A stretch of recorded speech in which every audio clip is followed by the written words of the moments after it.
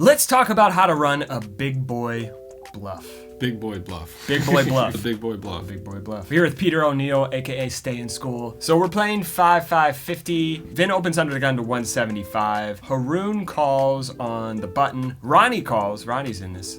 I enjoy his singing voice. I've played with him a few times. It's always a pleasure to play with Ronnie. Jack 5-8. So we do flop top pair here, and Vin comes out and he bets 450 into 750. Haroon and Ronnie get out of the way. What's kind of going through your head when Vin c-bets 450 into three other people here? I wouldn't say he's going crazy bluffing into three other people on this board. Heads up, I would definitely feel a lot more comfortable. But even multi-way, it's obviously still a fine call, but you just have to be a bit careful when people bet into so many people. So we go to a turn, and the turn pair is the bottom card, and I check it over in flow to the preflop raiser, and he quickly checks it back. What does this mean to you when he checks back here? I would say it leans me towards him having some sort of short-end value. There is also a chance that he was maybe just taking a stab on flop and is now deciding to give up. But again, I would expect something really good to keep betting again. Now, especially if there's a flush draw out there too. The one thing I will say, I completely agree with you. This is mostly just showdown value or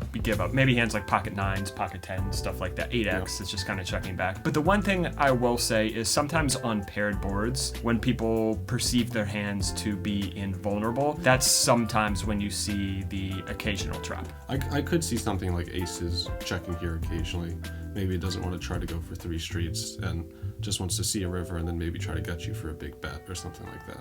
What about a boat? Do you think he would ever check back a boat here? I think it's possible, especially maybe something like pocket jacks. But I think with the stack left behind, if he had something like pocket eights, most people would want to keep betting and try to get the money in. And what about if he bet the flop with a hand like 9-10 or 6-7? Do you think those hands continue barreling or check back? I would lean towards them barreling just because they are pretty good draws. And I think they would maybe consider it a bit longer in turn rather than snap checking back like Vin did here. The type of player who's going to c-bet a draw 4 ways on the flop is probably the type of player who's going to lean towards continuing to barrel, especially when I call from the big blind, right? It's not like I called next to act, or it's not like 2 or 3 people called on the flop where you sometimes see people shut it down. So we go to a river. The river is a 4 of clubs. What are your thoughts here on the river? We kind of always like to talk about thoughts before action.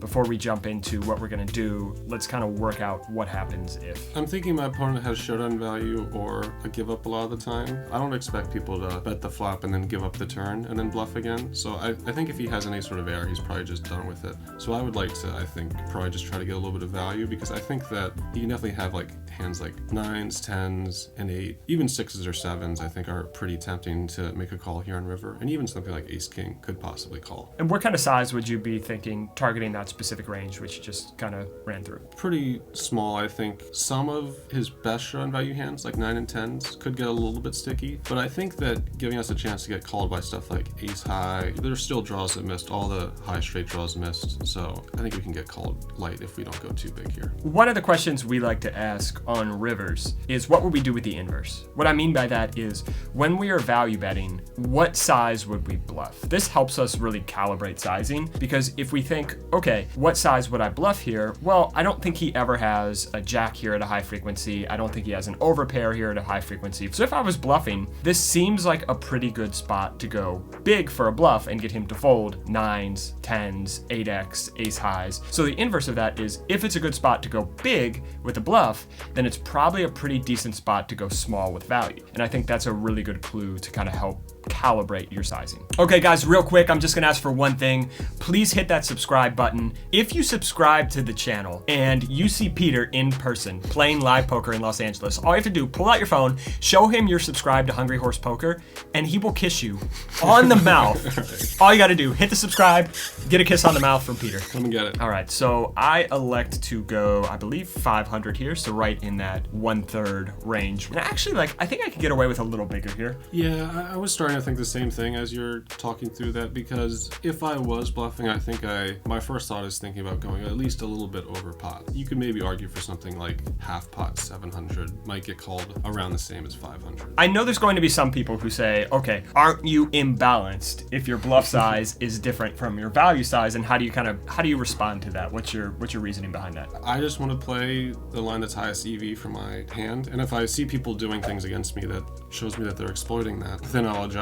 We kind of talk about the 3 lens framework. I think Gethen invented this, the 3 lenses to play a hand. And number 1 is straight theory. This is, I'm going to try to play as close to equilibrium as possible. This would be like, okay, I'm playing 1K or 2K NL online. I just want to play very close to theory. I don't want to be exploited, and I think if I just play close to baseline, I'm going to win over the long run. This is when you're playing against very, very strong players. Number 2 is kind of a soft exploit lens, kind of a soft exploit versus the population. And this would kind of just be, okay, I'm going to play range versus range, but I'm going to make some small deviations. Maybe I think the population is under bluffing on rivers. Maybe I think the population is under double barreling, whatever. So we're going to make some adjustments, but we're still playing our range versus their range with just some slight deviations for the population. The third lens to look at hands is just, what are our hands incentives? And this is when you're playing against people who aren't the strongest poker players, who aren't studying solvers, who aren't studying equilibrium. I want to play my hand against their range. I'm not going to worry about what my range wants to do. I'm just going to worry about what my exact hand wants to do. Because if you're playing against an opponent who's not thinking range versus range, they're just looking at their 2 cards and they're trying to figure out what to do. You don't need to be balanced because they're not thinking about balance. They may not even know how to spell balance. So in that specific scenario, you just want to play your hand against their range. I kind of look at it as play offense until someone makes you play defense. All right, so I bet 500 on this river, and we see he snap raises to 1.5K here. What are you thinking after you put yourself in my shoes, you block, and now he snap raises 3x? I would say, for one, I'm almost 100% sure our hand is not going to be good here.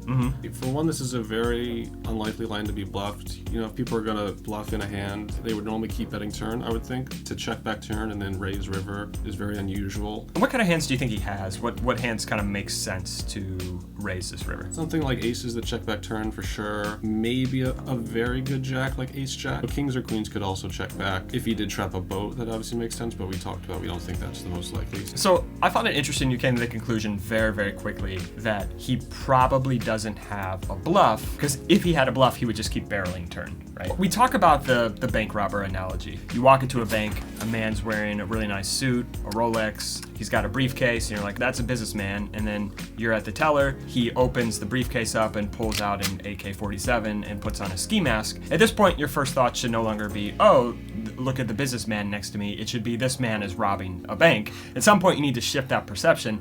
And we thought, okay, going to this river, he's got showdown value. But when he raises that river, we drastically need to shift that perception now to he has a value hand. And now the question is, how strong is that value hand? Like, we think pocket eights at a pretty high frequency is just going to be continuing to bet the turn with the stack depth. The hands that do make sense as traps, checking back on the turn occasionally, would be a hand like pocket jacks and maybe a hand like quad fives. Those are the 2 I would think. Well, quad fives, there's only 1 combo of that. And pocket jacks, since we have a jack in our hand, there's only 1 combo of pocket jacks as well. And we just think pocket fives and pocket jacks, even still, bet the turn some frequency. And I'd say even if he did trap one of those hands, he would probably raise a little bit larger some of the time. And especially something like fives, you know, people really treat quads as a special thing. Is you really going to do snap check back turn to snap raise river, not even to like what the full pot is? And people also look to Hollywood a bit sometimes when they take a trappy line like this. I would, say maybe it's time to go home and they stand up. something like that. I don't know. Getting mad at you for bluffing them all day, even though you haven't bluffed them one time or something like that. So we're no longer good. He's got a lot of hands like kings or aces. Let's make sure all those hands fold. And we talk about selling a story, and I think one of the best ways to sell a story is to tell somebody twice or more than twice that their hand is no good. And I think one of the strongest lines you can take is bet 3 betting a river. So at this point, I started betting this river because, okay, let's go for some thin value. When I get raised, I realize my thin value is no longer good. At this point, I just have a bluff catcher and I don't think he's bluffing. So let's turn our hand into a bluff and get him to fold all those hands he's raising thinly. You do have a great hand to do it with. If we want to talk about specific hands, if there's any a hand to use to do it, I think this would probably be the one. Why do you think this hand's better to do it with? Mainly, I would say having a jack is the best part. You know, you could say having a 7 blocking 6-7 is something, but I think that's pretty unlikely, especially when we have the 7 of spades, so he would have turned open-ended and a flush draw. So blocking 6-7 is kind of irrelevant, I think, but really you want to have the jack, because I think if we're going to run into a trap, it's going to be jacks here. So I elect to bet 3-bet here to 4,800 here. Thoughts on sizing? Because I'm not sure I love it all that much. Yeah, you could argue going a little bit bigger here. I remember Gethen has said something to me once. The bluff that's 20% too cheap is a lot more expensive than the bluff that's 20% too big. If you end up not going quite big enough to get the fold, then you lose the whole bluff. Versus if you went a little bit too big and, you know, maybe the rare pocket jacks catches you, you only lost that extra 20% and you don't lose that very often. One of the things I like to think about in these spots when bluffing is, can we run into a brick wall? And in this specific scenario, that would be a hand like jacks or 5s. Yep. Since we so rarely run into those hands, I think we don't really have to be all that efficient with our bluff sizing, and we can just go really big here and just ensure that all of his overpairs or ace-jack are folding at 100% frequency. So this is how to run a big boy bluff. We bet 3-bet the river to 4.8K. Why do we say we? Do we have like friends in our pocket playing the hands? Why do poker players say that? Why do I say that? We just like to be included when we're hearing hand histories. You know, it's fun. Poker players are known for being quite inclusive of everything. Exactly. Let's watch what happens. I like this play. I don't mind folding. I would not have liked calling, but this is pretty cool.